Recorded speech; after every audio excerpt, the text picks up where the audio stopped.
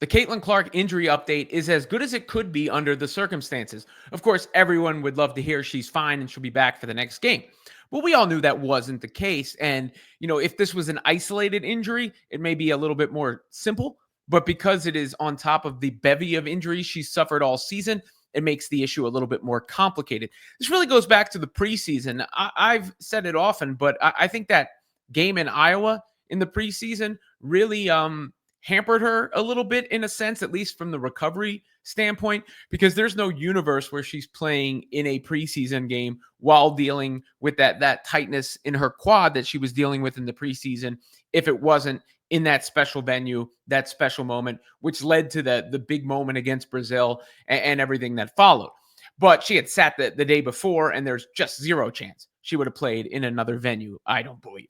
And that would have been an opportunity to sort of get her right, shut her down before the season started. Of course, the season starts, goes through a few games and suffers the quad strain that keeps her out for a couple of weeks, comes back from that, which leads to the groin injury, which keeps her out for another couple weeks, and then comes back from that. And she came back from all of these relatively quickly. I think the first injury was just a little bit outside the 2-week evaluation process. The second injury was right 2 weeks on the money, I believe.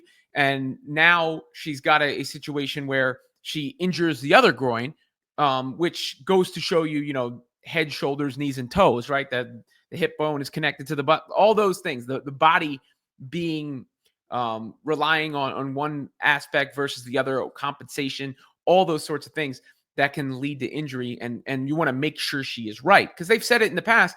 They wanted to have her at 100%, but clearly she came back in a way where she was still vulnerable to other injury.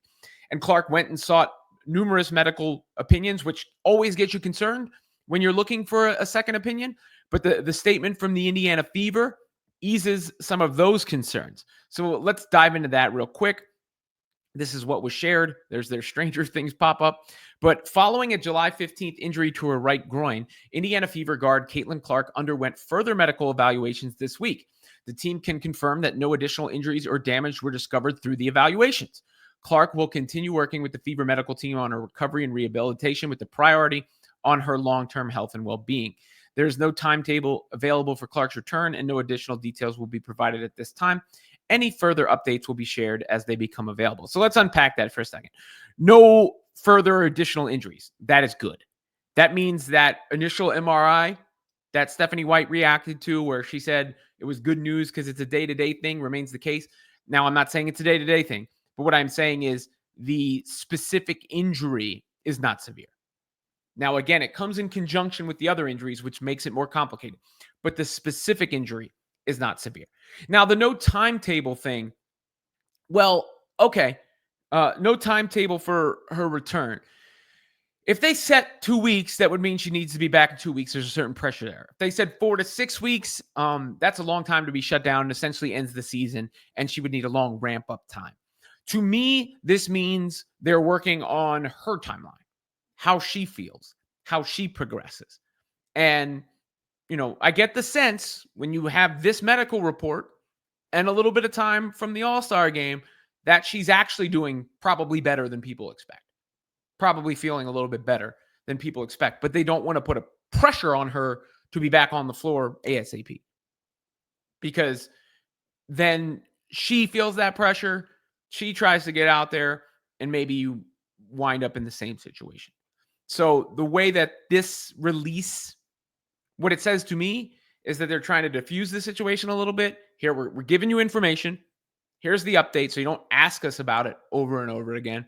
But they're not pressuring Clark to make a short time frame like day-to-day or 2 weeks. And they're also, more importantly, I would say, not putting a long-term time frame on it. That would be the most telling thing, is if it was said she's going to be out this prolonged period of time, which would speak to the significance of the injury.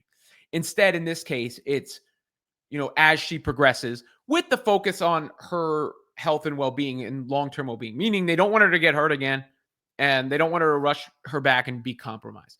So what does that mean? That's anybody's guess. And really only Caitlin Clark and the medical staff and the team will know that. So you have to look at the schedule. It depends on how well they do without her, I think. That probably weighs into the equation. And the rest of it's speculation. The rest of it's speculation. But if I look at they've got Vegas, Chicago, Phoenix. That's all within the next week. Probably, I would say she's out for that, if I had to guess. Then you're into August. The first is against Dallas, at Dallas, Seattle, Los Angeles. I don't know if that Chicago game on August 9th is necessarily out of the range of possibilities. She has already been out over a week. You're looking, 2 weeks coming up. So let's say it's 3 weeks, which is probably about what a reasonable, without trying to rush back, recovery time would look like, which puts you at the beginning of August. Take a little bit extra time, and you're in the second week of August, which, all things considered, I think most fans would sign up for. And getting Caitlin Clark back to as close to full strength, I just don't know if it's possible for her to be at full strength this season. We've already seen the impact she can make even not at full strength. The way that she can change the dynamics on the floor for the Fever, not at full strength, is even in that game against the Sun, she took over that game down the stretch right before it was re-aggravated.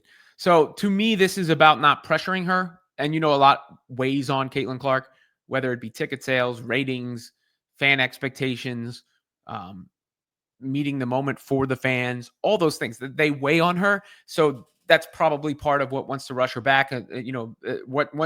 She wants to rush herself back for. Not to mention the responsibilities to the team, the team's record and all that. So to me, I read this statement as a way to say, hey, she's not under any pressure to come back, but the injury ain't that bad. And that second part, the most important thing is how bad is the injury? And the fact that it's not she's out 4 to 6 weeks or she's out this predetermined period of time tells you the injury is not that bad. Not to mention what was said about the initial MRI, not to mention what they said, multiple people looked at it, no further damage. So she's in the clear in that sense. Now it's just like, how does she get herself right up here and physically in order to make the return so that this doesn't happen again? Because it's been kind of deja vu all season long. But it's a certainly glass half full scenario, I would say. I don't buy in, the whole people season. I don't think that at all. I think we will see Caitlin Clark before too long. And hopefully this is the last time we see her sideline this season.